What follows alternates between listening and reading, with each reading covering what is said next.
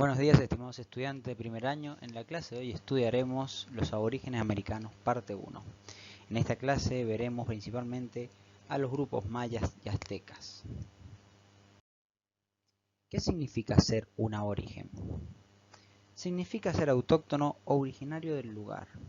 Por eso es que podemos utilizar la palabra aborigen o nativo para referirnos a estos pobladores, culturas y grupos que se encontraban en América a la hora de la llegada de los europeos, a partir del siglo XV en adelante.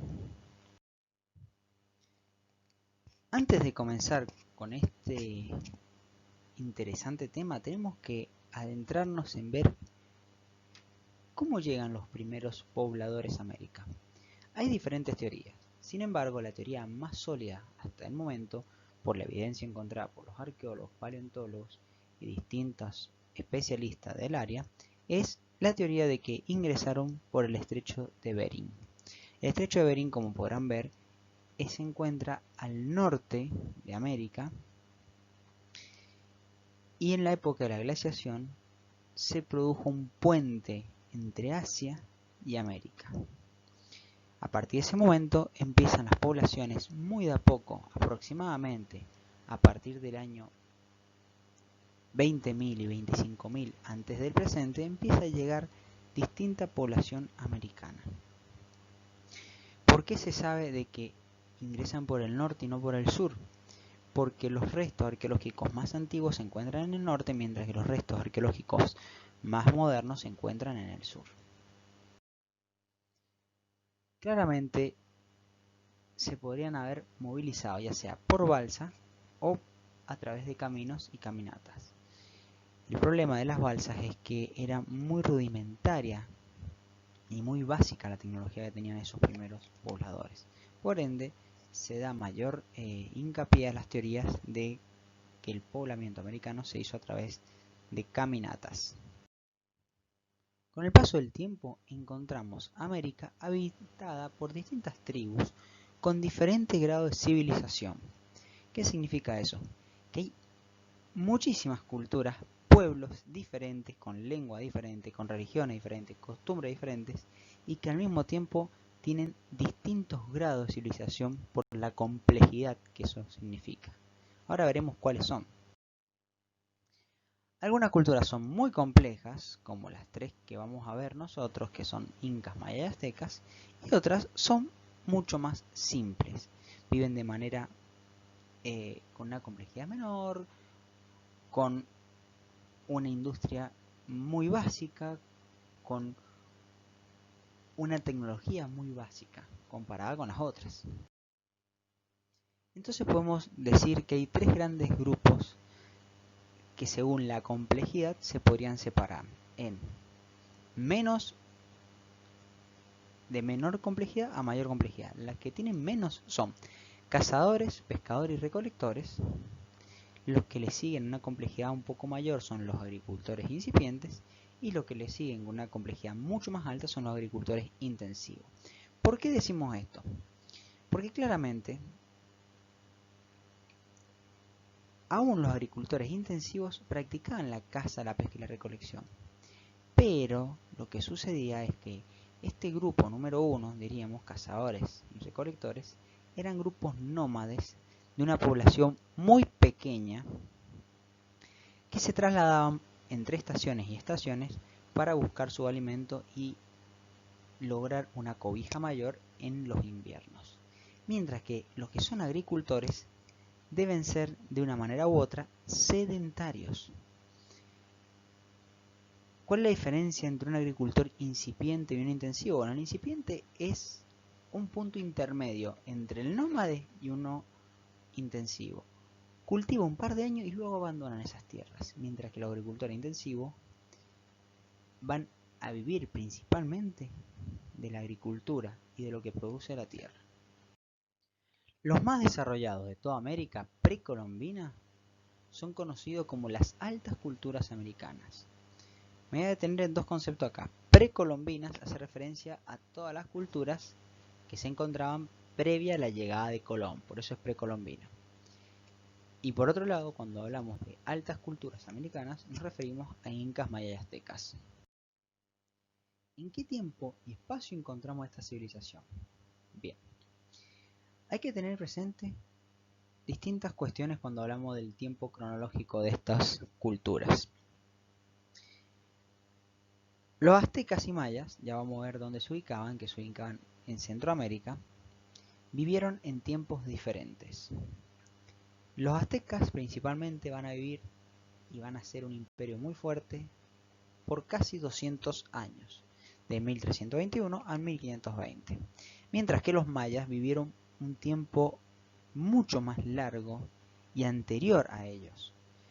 Pero en ese momento donde, que diríamos siglo XIV y siglo XV y el XVI también, encontramos que los mayas ya han decaído. ¿Por qué? Porque los mayas viven desde el año 800 antes de Cristo hasta el 800 después de Cristo, viven en un periodo de esplendor. Y luego, cuando se denomina el nuevo imperio, es un periodo de decadencia de los mayas, ya son dominados por los aztecas. Mientras tanto, los incas tienen un origen mítico en el año 1200. Pero recién en el año 1438 se inicia el Tahuantinsuyo, que sería el imperio inca como lo conocemos en la actualidad. Quiere decir que los aztecas tuvieron 2 siglos de esplendor, los mayas tuvieron muchos siglos de esplendor, pero fue mucho antes de esto, y los incas vivieron principalmente su esplendor en el siglo XV y XVI. Aquí vemos la ubicación de aztecas, mayas e incas. Ya cuando nos adentremos en cada uno, iremos nombrando cuáles son los territorios que lo abarcan. Sin embargo, con este mapa nos sirve para tener una idea de qué lugar se ubican estos pueblos. Del imperio azteca, 2 son los territorios o lugares principales donde ellos tenían su ciudad: Tenochtitlán y Tuxpan. Tenochtitlán principalmente era la capital del imperio azteca y la encontramos en el centro de México. Esta es un gráfico de lo que era Tenochtitlán. Era una ciudad isla rodeada por distintos caminos que la adentraban. Por otro lado, encontramos la civilización maya. Entre las principales ciudades que hoy por hoy, si uno viaja, puede encontrar, está Mayapán y Chichén Itzá. Son las 2 principales. Y en el imperio inca, las principales ciudades encontramos en Quito, actual Ecuador, y en el Machu Picchu, que queda muy cerca de la capital del imperio inca, que es Cusco. La capital de los incas está en el Cusco. Aquí vemos algunas imágenes de esa capital. Ubicación de las principales ciudades de estos grupos. Cuando hablamos de los mayas, se encuentran en el actual Guatemala, Honduras y sur de México. Y las ciudades más importantes que ellos tenían es Uxmal, Chichén Itzá y Mayapán. Cuando hablamos de aztecas, podemos ubicarlo actualmente en el centro de México. Y su ciudad principal es Tenochtitlán. Y cuando hablamos de los incas, podemos decir que es parte de Perú, Bolivia, Chile, Argentina y Ecuador. Y sus ciudades principales es Cusco y Cajamarca. Ya sabremos qué es la Cajamarca justamente cuando caiga este imperio. ¿Cuál es la organización política de estos pueblos? Bien, nosotros nos adentraremos principalmente en mayas y aztecas ahora. En la próxima clase estudiaremos al imperio inca. ¿Pero qué podemos decir al respecto? Los quechuas son los incas. Contienen un imperio hereditario. ¿Qué significaba eso? Similar a lo que sucede en Europa, el rey tiene su hijo, que se llama Inca, el rey se le denomina Inca, y se hereda a varones mayores. En el caso de los mayas, no tienen un imperio, sino que tienen una confederación de estados que se forman en un conjunto de ciudades. Tienen muchas ciudades independientes entre sí, con lengua en común, con costumbre en común, con la cultura en común, y que solamente se reúnen cuando hay problemas de guerra. Y por último encontramos que los aztecas tienen un imperio electivo. ¿Qué significa eso? Que a la hora de la muerte del emperador, entre los nobles eligen a otro emperador. Por ende, cada uno de estos pueblos tiene distinta organización política. Organización económica. ¿Cómo se alimentan? ¿Qué producen y qué compran? Bueno, la base alimentaria de estas tres culturas va a ser el maíz. Las tres coinciden en ser agricultores intensivos porque viven, sobreviven y se expanden gracias a la producción agropecuaria que tienen. Ya vamos a ver que en cada uno tienen particularidades y tienen algunos productos más que otros. Pero bueno, por otro lado, ya veremos que el imperio azteca tiene un comercio muy fluido y muy importante, mientras que los incas no tienen comercio. Dentro de la parte económica encontramos el aspecto de los aztecas y de los mayas. Los aztecas poseían islas flotantes, un invento extraordinario que es característica de la adaptación del hombre a la naturaleza.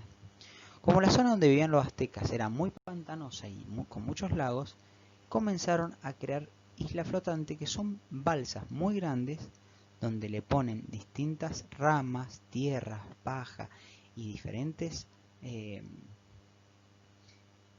arbustos para que se compacten y de esa manera poder cultivar encima de ellos. Mientras que los mayas tenían un cultivo a través de los pozos de riego. Utilizaban árboles y plantaciones, como sucede en la actualidad, con la diferencia de que creaban pozos para poder extraer agua. En la actualidad también se practica eso. Estas son ejemplos de las chinampas o islas flotantes. Fíjense cómo en la actualidad aún existen en México.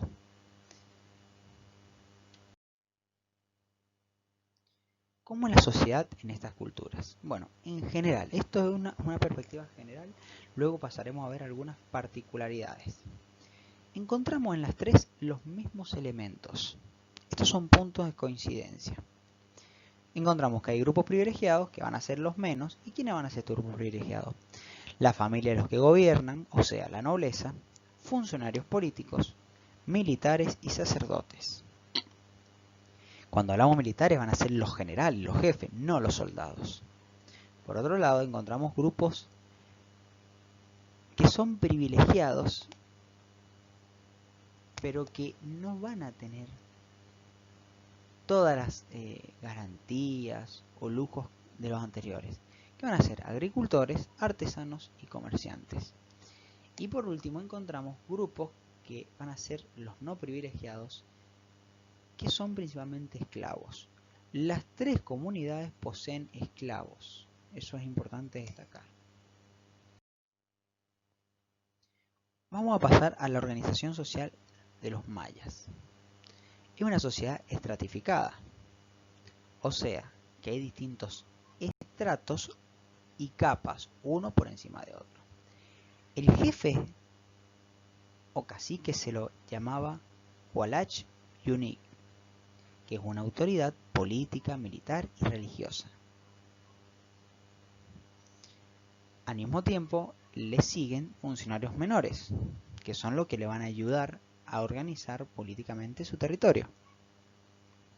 Le continúan los guerreros, los comerciantes y sacerdotes, y los campesinos.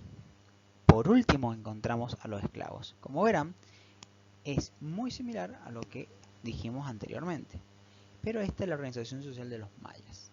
Es importante que ustedes tengan presente el nombre de este jefe, Hualach Yunik.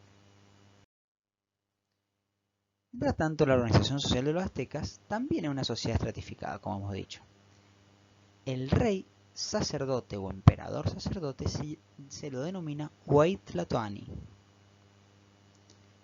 El Huaytlatoani es divinizado mientras vive, muy parecido a lo que sucedía con los faraones en Egipto. Socialmente se forma 20 calpuli. ¿Qué eran esos calpulis? Bueno, son unidades económicas, políticas, religiosas que se podían mantener solas. ¿Cómo le podría decir? Imagínense que cada calpuli sea un pequeño distrito dentro del departamento.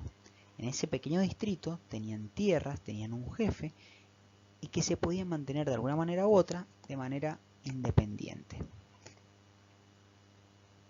Este calpuli tenía gente a los cuales respondían un jefe y esos jefes le responden directamente al Huaytlatoani y le dan su tributo. En este caso, la organización azteca hay dos estratos bien claros, los privilegiados y los no privilegiados. Por eso hicimos este cuadro sinóptico para poder orientarnos y ver quiénes son los privilegiados y quiénes son los no privilegiados. La nobleza o pili, o pilli, como podrían denominarle, se encuentra el Huaytlatoani, se encuentran los sacerdotes, los jueces y los jefes militares. Mientras que los Macehualtin, o los no privilegiados, que son la gran mayoría de la población, están campesinos, algunos comerciantes de bajo rango, algunos artesanos y los esclavos, por supuesto. Religión.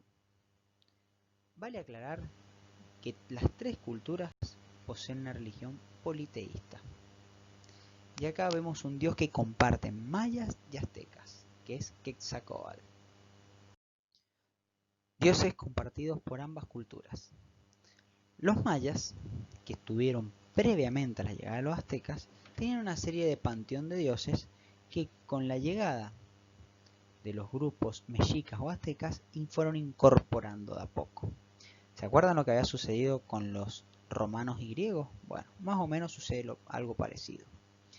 Los mayas tenían un dios que era Chac, dios de la lluvia, y los aztecas lo incorporan a su panteón de dioses, pero lo denominan como Tlaloc. Otro de los principales dioses o deidades de los mayas es Kukulcán, que es la serpiente emplumada, a la cual los aztecas denominarán Quetzalcóatl. Quetzalcóatl es uno de los dioses más importantes y responsable en parte de la caída del imperio azteca. ¿Por qué digo responsable?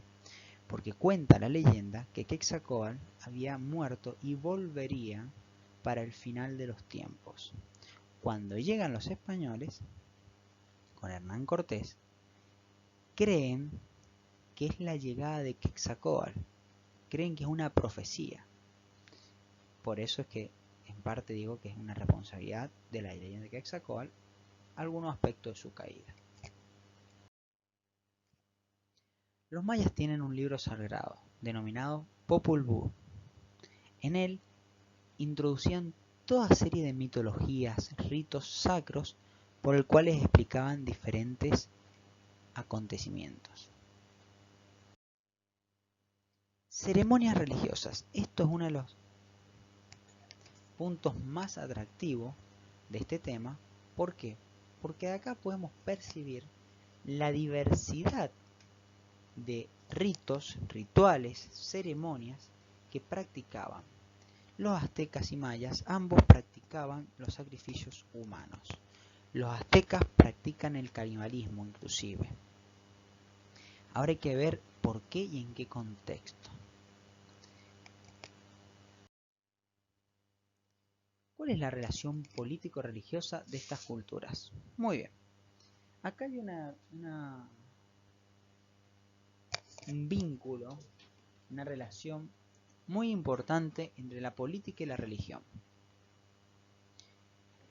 Los aztecas idolatran a un dios, que es como podemos ver en esta imagen, que lo encontramos a la izquierda, es Huitzilopochtli, dios de la guerra. Los aztecas debían ofrecerle sangre de esclavos a este dios. En caso de no ofrecerla, el mundo se acabaría.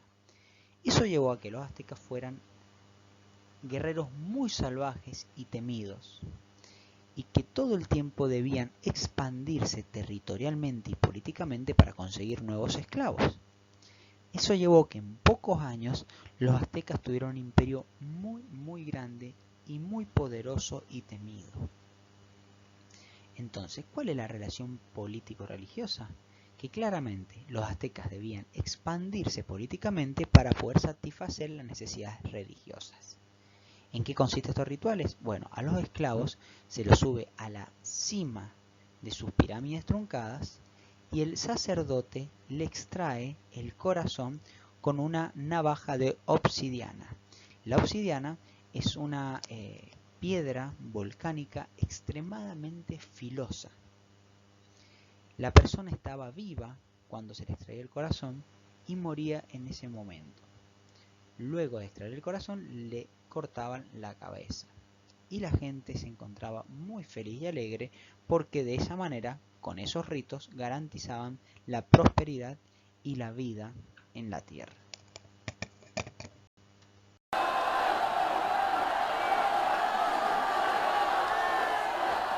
No, Kukulkan! Sikyunkan! Amukutochik lekaba! Yete lubetik! Tuksale! Patnaisikawol! Utial gilalamuk! Utialusat malotas pluma! Mendone! Tanmet kasut! Babel! Yete la kikele! Kakasisik luma, tujo ki bak dinob. Satan!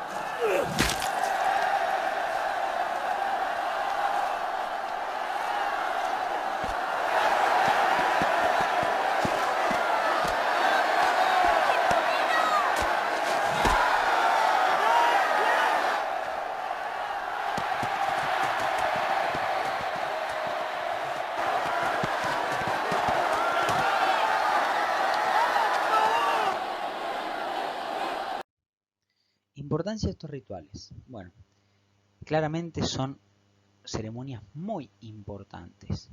Los honraban con sacrificios humanos, sobre todo con prisioneros de guerra. Por eso es que los aztecas crearon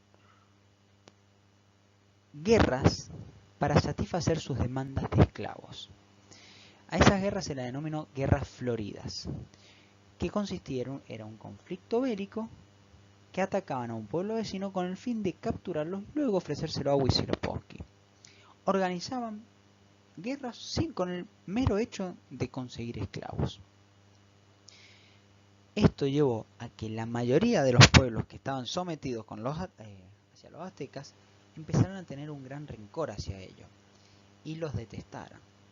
Esto va a ayudarle muchísimo a Hernán Cortés cuando llegue e intenten conquistar al Imperio Azteca. ¿Por qué? Porque muchos son los pueblos que están ofendidos, temerosos y con mucha bronca hacia este gran imperio. Entonces, acá podemos ver una especie de equilibrio endeble, débil, que llevaba a esta cosmovisión. Por un lado vemos que esta relación político-religiosa llevaba a que hubiera una mayor cantidad de esclavos, significaba que se pudiera expandir más y que hubiera muchas conquistas y muchas luchas. Pero al expandirte más, conquistar y conseguir nuevos esclavos, genera un gran odio de los pueblos que eran sometidos a los aztecas. Y esto va a contribuir de manera significativa en el final de sus días cuando caiga el imperio azteca. ¿Por qué? Porque cada vez hay más pueblos que los odian. Pasamos ahora a los mayas. Veamos un poco cuál es la religión, cuál es este símbolo de los pozos sagrados y cómo se relacionan con el resto de las culturas.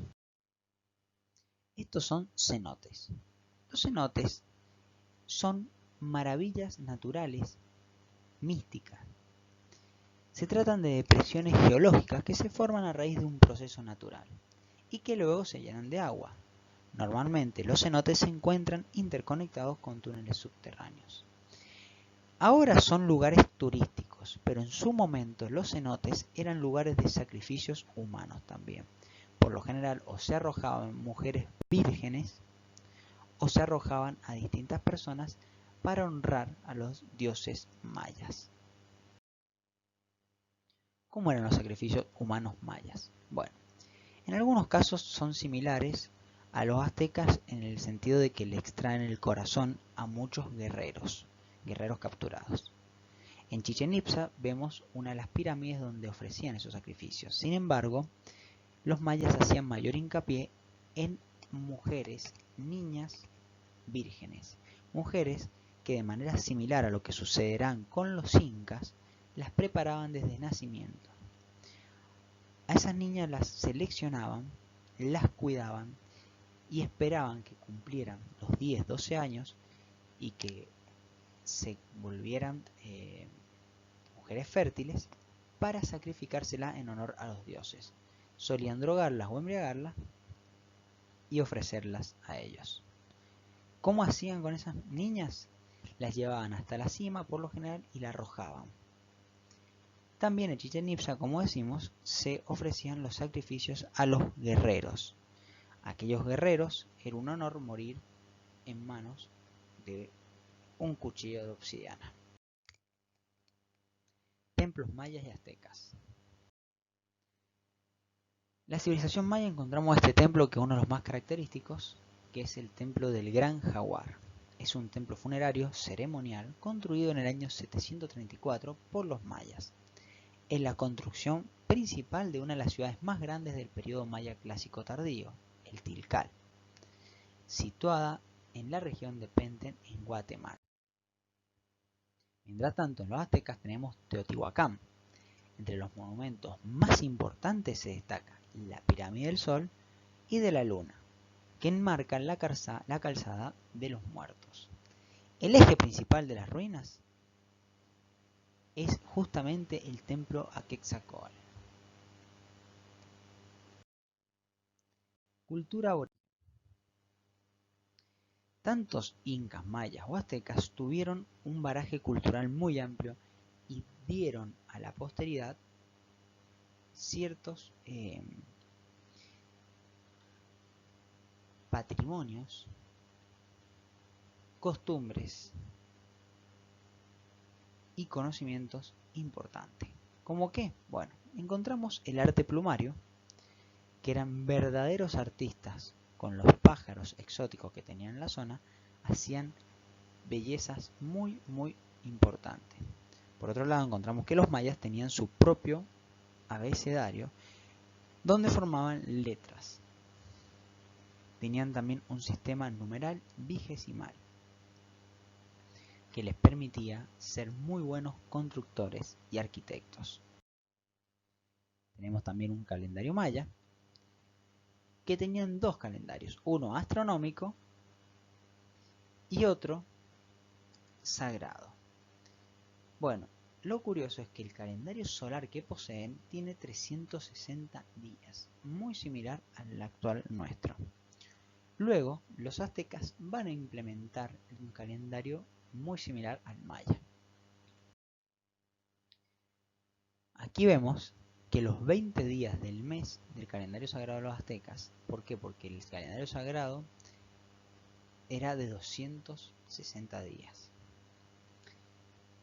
Entonces, cada mes tenía estos días que estaban en principal relación a los elementos y animales de los cuales ellos conocían. Sin embargo, es importante destacar que tanto los mayas como los aztecas son dos pueblos que vivieron en zonas territoriales cercanas, pero ambos son culturas muy diferentes una de otra, tanto en su organización política, en sus dioses, en las lenguas y en sus costumbres.